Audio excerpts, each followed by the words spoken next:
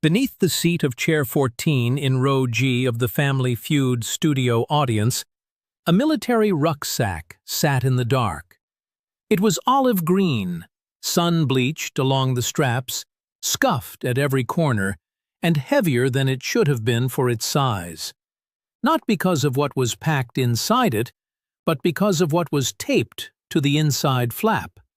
A photograph, laminated and peeling at the edges, of a man holding a baby on a porch in Shreveport, Louisiana. The man was laughing. The baby was reaching for his face with both hands. On the back of the photograph, in handwriting that had faded to a whisper, were 6 words: "Come home safe. Love, your girl."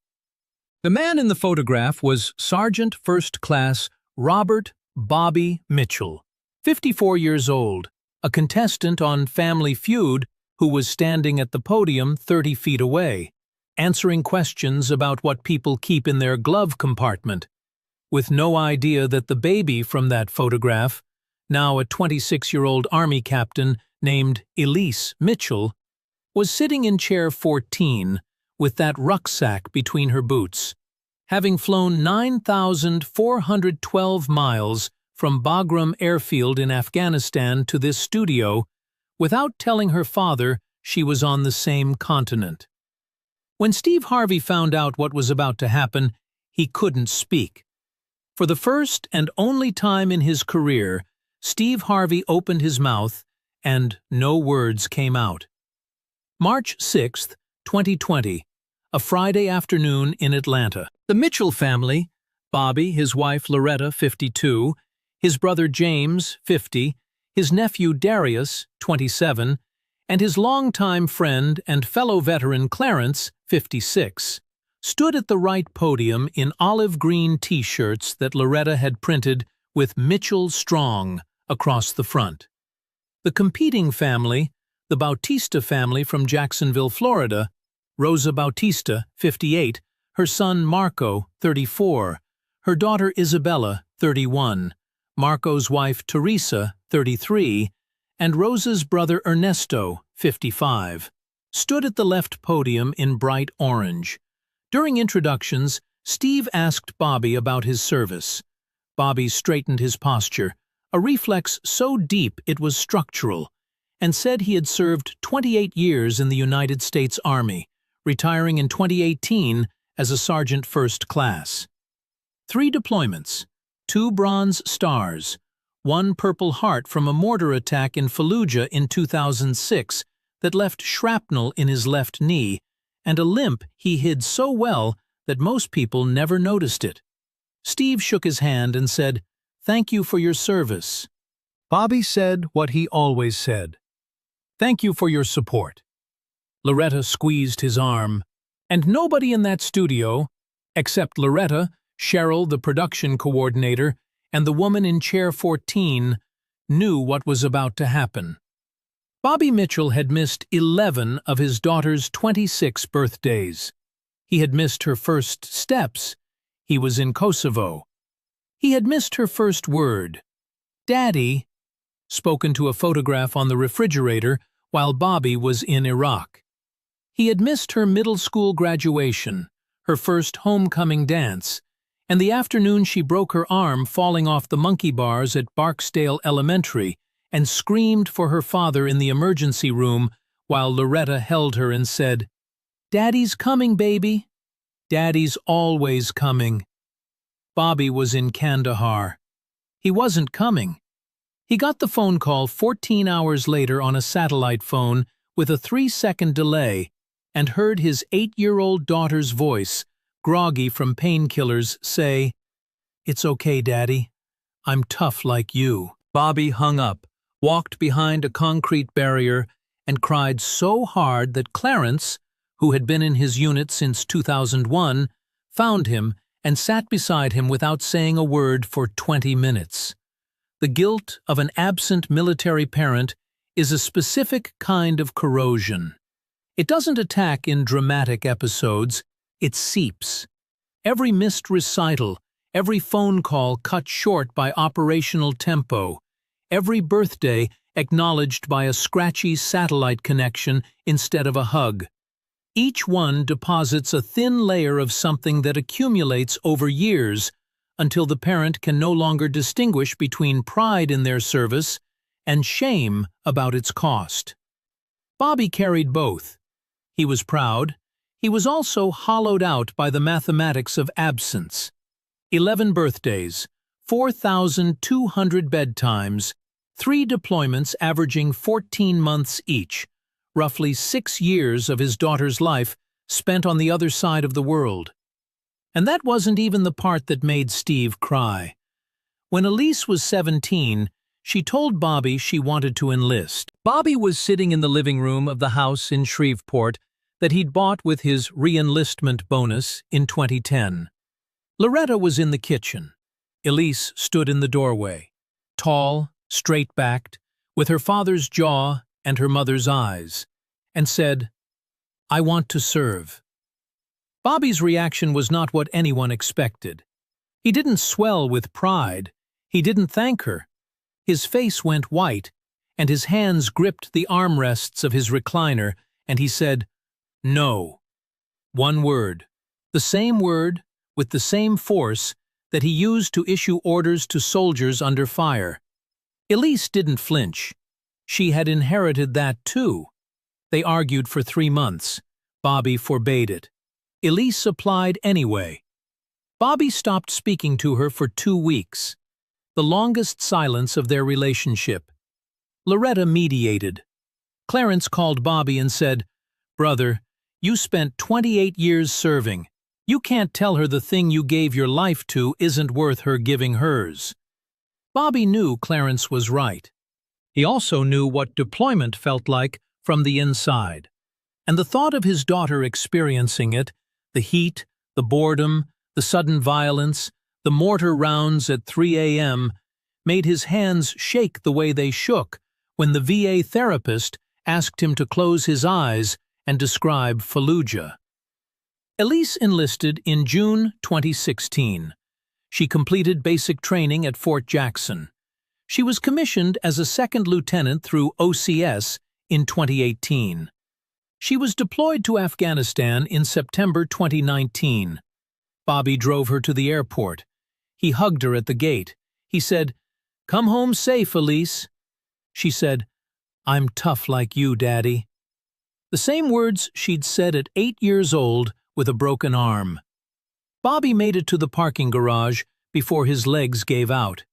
He sat on the concrete between 2 cars, and Loretta found him there 10 minutes later, staring at nothing, his phone clutched in his hand with his daughter's flight number on the screen. Bobby called Elise every Sunday at 7 p.m., 3:30 a.m. Monday in Afghanistan. The calls lasted between 4 and 11 minutes, depending on signal strength. They talked about nothing: the weather in Shreveport, what Loretta cooked, whether the Saints were any good that year.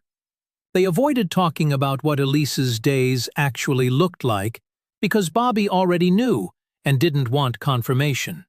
And Elise already knew he knew and loved him enough to let the fiction stand. Every call ended the same way. Bobby said, "Come home safe." Elise said, "I'm tough like you, Daddy." It was their ritual.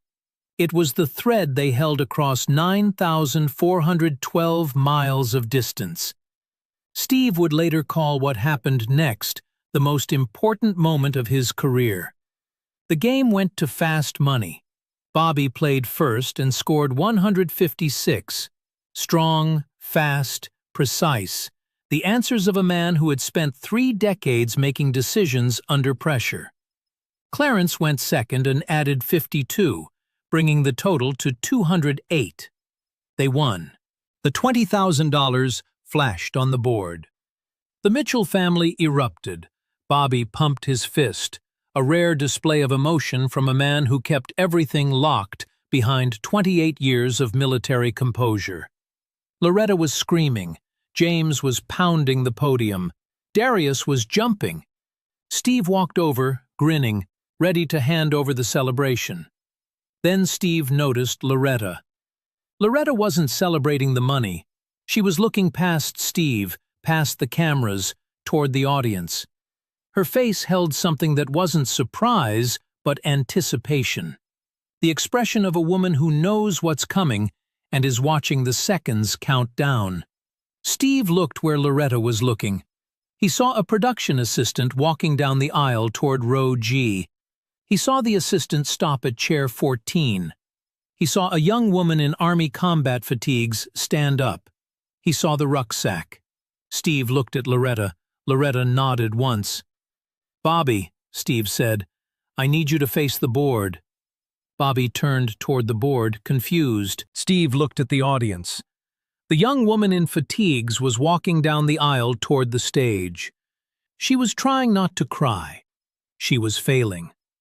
200 audience members realized what was happening at different speeds, some immediately, some when they saw the uniform, some when they saw the rucksack, some when they saw the photograph taped to the inside flap that the woman was now holding against her chest. A wave of gasps moved through the audience like wind through grass. Steve tried to speak. He opened his mouth. He looked at the woman climbing the 3 steps to the stage in combat boots, at the father, standing at the podium with his back turned. At the 9,412 miles this woman had crossed to stand in this room. And Steve Harvey, a man who had built a career on the power and precision of his voice, could not produce a single sound. His mouth was open, his eyes were full, his hand was raised as if to gesture, but it just stayed there, suspended, useless. The audience saw it. The crew saw it. Bobby, still facing the board, didn't see it. Loretta put her hand on Bobby's shoulder. "Turn around, baby," she said. Bobby turned. Elise was standing 10 feet away, in uniform, rucksack on the floor beside her, photograph in her hand. 9,412 miles behind her, alive, whole, home. The studio fell completely silent. Bobby's face went through a sequence that the camera on the left captured in devastating clarity. Confusion, recognition, disbelief, verification. His eyes scanning the uniform, the rank insignia, the face, the jaw that was his jaw, and then collapse. Total, structural, full-body collapse. Not his knees, everything. His hands flew to his face, and his shoulders folded inward, and his chest caved, and a sound came out of Sergeant First Class Robert Mitchell that no one in that studio had ever heard a man make. A sound that was somewhere between a sob and a roar. The sound of 28 years of military composure detonating in a single second. Elise ran the 10 feet. She crashed into her father so hard they both staggered. Bobby's arms locked around her, and he lifted her off the ground, shrapnel knee and all, the limp he hid so well forgotten entirely, and he held her the way he should have held her at 8 years old in the emergency room, at 13 at her graduation, at 17 in the doorway, at every moment he had missed. He was saying her name, not once, not twice, over and over. Elise! Elise! Elise! The way a person says a word they have been whispering into a satellite phone every Sunday at 7 p.m. for 6 months, and can now say directly into the ear of the person it belongs to. Steve was still silent. He was standing at center stage with tears streaming down his face, and his hand still raised in that frozen half gesture, and he could not speak. 25 years of television, thousands of episodes, millions of words, and for the first and only time, Steve Harvey had nothing. A producer's voice came through the earpiece on the podium. Steve had already taken it out at some point, nobody remembered when, saying, "Steve, say something, we need a transition." Steve heard nothing. He saw nothing except a father holding his daughter in combat boots on a game show stage. Clarence broke first. The man who had sat next to Bobby behind a concrete barrier in Kandahar, who had held silence for 20 minutes, walked to Bobby and Elise and put his arms around both of them and his forehead against Bobby's back and shook. James followed. Darius followed. Loretta was last. She had been watching from the podium, letting Bobby have the moment, the way she had let him have every moment for 28 years. Because military wives learn to give time before they take it. Then she walked over and wrapped her arms around her family and closed the circle. But Steve wasn't done. He found his voice. It came back in pieces, rough, broken, stripped of the polish that 3 decades of broadcasting had lacquered onto it.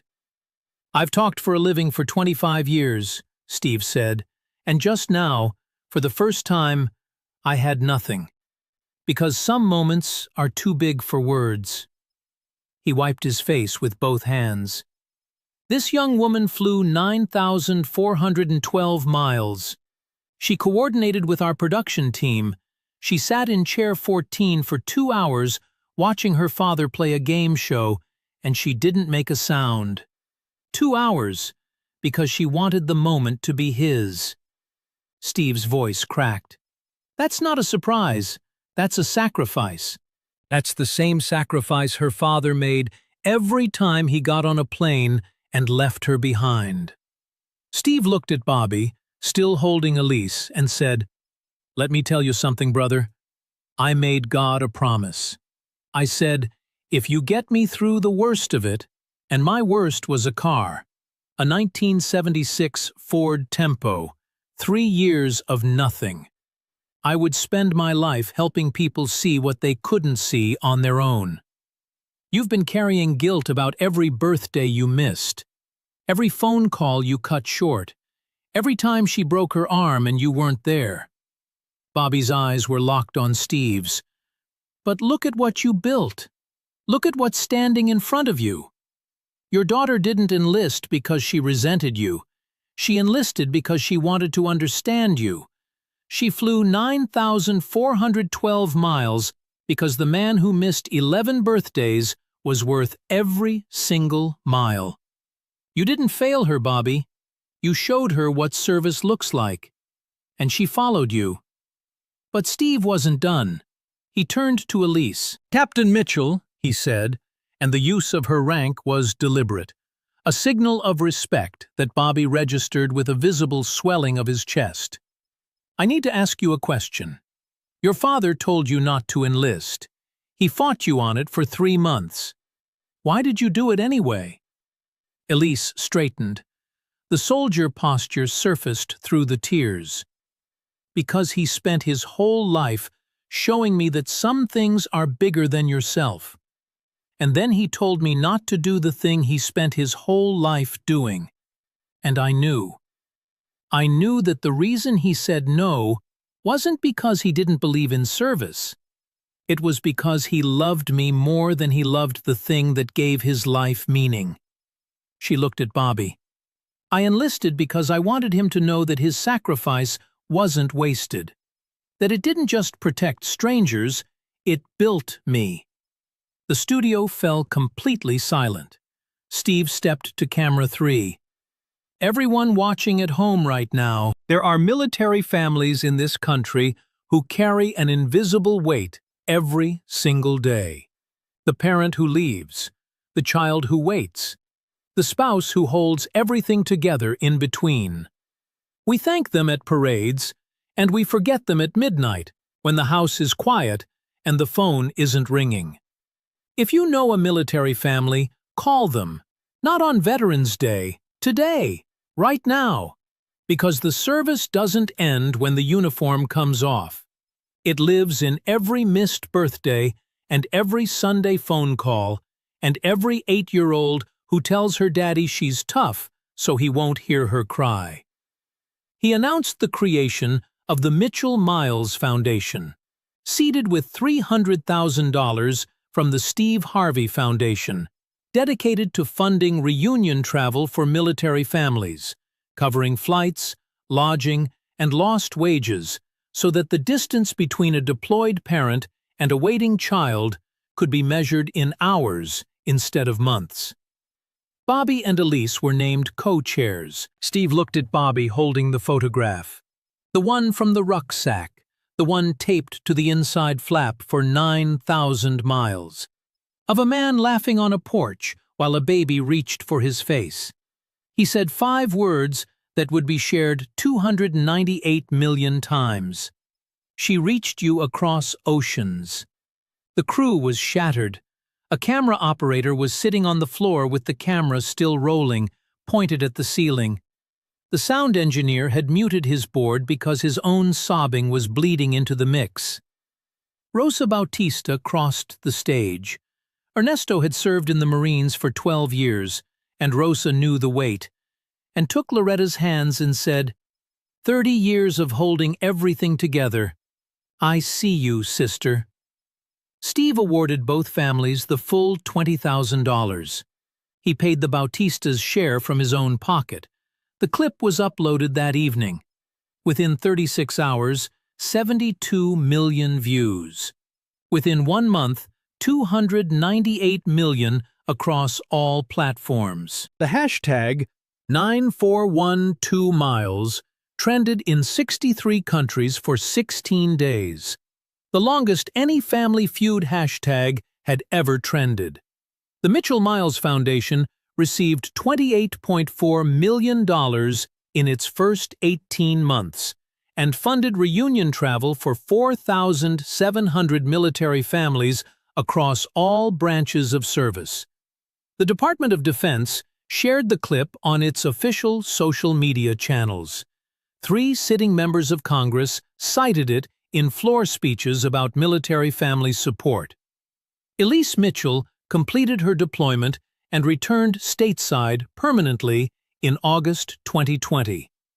Bobby drove to Fort Bragg to pick her up. He stood at the arrival point for 3 hours before her bus was scheduled. When she stepped off, he didn't cry this time. He just held her. Loretta said later that it was the first time in 28 years she had seen Bobby hold someone without shaking. In a 2022 interview with Anderson Cooper, Steve was asked about the moment he lost his voice on stage. Steve laughed, a short, quiet laugh. Anderson, I have said millions of words on television, millions. And the moment I'm most proud of is the one where I said nothing. Because sometimes the best thing a man can do is shut up and let the moment be bigger than him. Anderson asked what Steve felt when Bobby turned around. Steve said, I felt what every parent feels when their child comes home. And I've never served, I've never deployed. But I know what it's like to miss someone so much, it changes the shape of your chest. And when that girl walked up those stairs in combat boots with that rucksack, I just knew. There were no words for it. There still aren't. Today, Bobby Mitchell is 58. He is retired. He walks with a limp he no longer hides. Elise is 30, stationed at Fort Liberty, North Carolina, 2 hours from Shreveport by plane. They talk every Sunday at 7 p.m. The calls last longer now, 30 minutes, sometimes 40.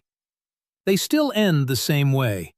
Bobby says, "Come home safe." Elise says, "I'm tough like you, Daddy." The photograph from the rucksack, the man laughing, the baby reaching, hangs in Bobby's living room, reframed, no longer taped to the inside of anything. Below it, in a shadow box, sits a pair of captain's bars and a folded American flag from Elise's promotion ceremony. And on the shelf beside it, olive green and sun-bleached and scuffed at every corner, the rucksack sits. Empty now. It carried what it needed to carry across 9,412 miles. Its job is done. A man stood on a game show stage with his back turned, and behind him, a woman in combat boots walked up 3 stairs, carrying a photograph of a porch and a baby, and a laugh from 26 years ago. He turned around, and the sound he made had no name. Some reunions don't need words. Some reunions are the words. The entire language of a family compressed into a single collision on a stage where the host couldn't speak, and didn't need to. The distance between a father and a daughter is not measured in miles. It is measured in all the moments they missed, and all the moments they refused to stop reaching for each other. 9,412 miles. One hug. No distance at all. If this story made your chest tight, if it made you think about someone you haven't held in too long, subscribe to this channel right now and turn on notifications. Every week we bring you stories about distances that closed, and arms that opened, and moments that proved no amount of miles can break what love builds. Hit subscribe, because the next story might be the reason you book a flight tonight.